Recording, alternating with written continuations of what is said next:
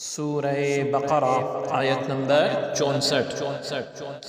اعوذ باللہ من الشیطان الرجیم، بسم اللہ الرحمن الرحیم۔ ثم تولیتم من بعد ذلك فلولا فضل الله عليكم ورحمته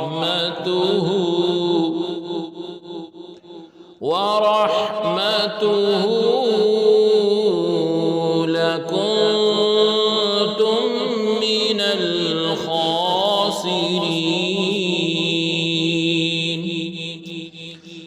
لفظی ترجمہ ہے ثم پھر، تولیتم پھر گئے تم، من سے، بعدی بعد، ذالکا اس کے، فا پھر، لو اگر، لا نہ ہو، فضل فضل، اللہ اللہ رب العزت کا، علی اوپر، کم تمہارے، وا اور، رحمتو رحمت، ہو اس کی، لا البتہ، لکنتم ہو جاتے تم، من سے، الخاسرین نقصان اٹھانے والوں۔ با محاورہ ترجمہ ہے پھر اس عہد اور تنبیہ کے بعد بھی تم نے روگردانی کی، پس اگر تم پر اللہ رب العزت کا فضل اور اس کی رحمت نہ ہوتی تو تم یقیناً تباہ ہو جاتے۔ آیت کی تفسیر میں فرمایا گیا فضل اللہ یعنی اللہ رب العزت کا فضل۔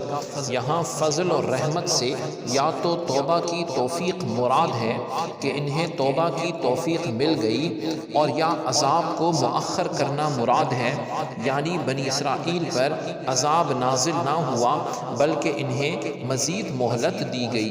ایک قول یہ بھی ہے کہ فضل الہی اور رحمت حق سے حضور صلی اللہ علیہ وآلہ وسلم کی ذات پاک مراد ہے۔ تو معنی یہ ہے کہ اگر تمہیں خاتم المرسلین صلی اللہ تعالی علیہ وآلہ وسلم کے وجود کی دولت نہ ملتی اور آپ صلی اللہ علیہ وسلم کی ہدایت نصیب نہ ہوتی تو تمہارا انجام ہلاک اور نقصان ہوتا۔ اس سے معلوم ہوا کہ نبی علیہ السلام مخلوق پر اللہ رب العزت کا فضل بھی ہے اور رحمت بھی ہے۔ اس آیت کے آخری حصے میں مخاطب وہ یہودی ہیں جو حضور صلی اللہ علیہ وسلم کے زمانے میں موجود تھے، کیونکہ آپ صلی اللہ علیہ وسلم پر ایمان نہ لانا بھی عہد شکنی میں داخل ہیں، اس لیے ان کو بھی عہد شکنوں میں شامل کر کے بطور مثال فرمایا گیا ہے کہ اس پر بھی ہم نے تم پر دنیا میں کوئی عذاب ایسا نازل نہیں کیا جیسا پہلے بے ایمانوں اور عہد شکونوں پر یعنی عہد توڑنے والوں پر ہوتا رہا۔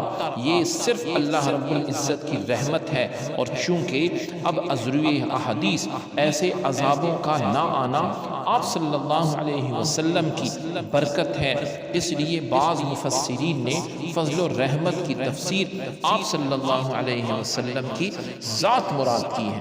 اللہ رب العزت ہمیں قرآن پر عمل کرنے کی توفیق عطا فرمائے۔